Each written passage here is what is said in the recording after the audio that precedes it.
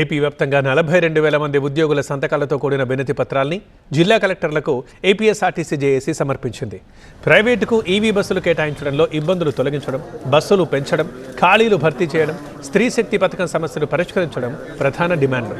ఎండీతో జరిగిన భేటీ సానుకూలంగానే సాగిన మౌఖిక హామీలకు డ్రాఫ్ట్కి మధ్య తేడాలున్నాయని, వాటిపై మళ్లీ చర్చిస్తామని అంటున్నారు జేఏసీ కన్వీనర్.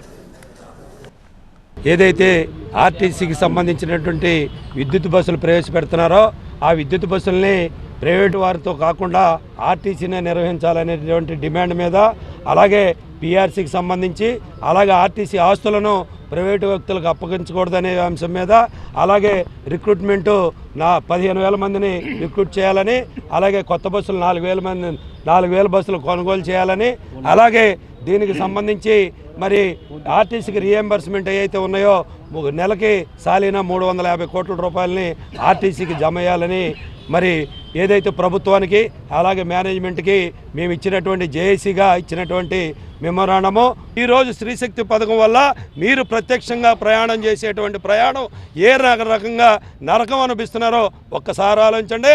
డ్రాఫ్ట్ ఒకటి ఇచ్చారో ఆ డ్రాఫ్ట్లో మాట్లాడింది ఒకటి, డ్రాఫ్ట్ ఇచ్చింది ఒకటి. మీరు ఇచ్చినటువంటి డ్రాఫ్ట్లో మీరు ఇచ్చినటువంటి నిర్ణయాలు, హామీలు అవన్నీ కూడా డ్రాఫ్ట్లో పొందుపరచలేదనే విషయాన్ని ఎండీ గారికి దృష్టి తీసుకెళ్లి వాటిని సరిచేసేదాకా కూడా మా పోరాటం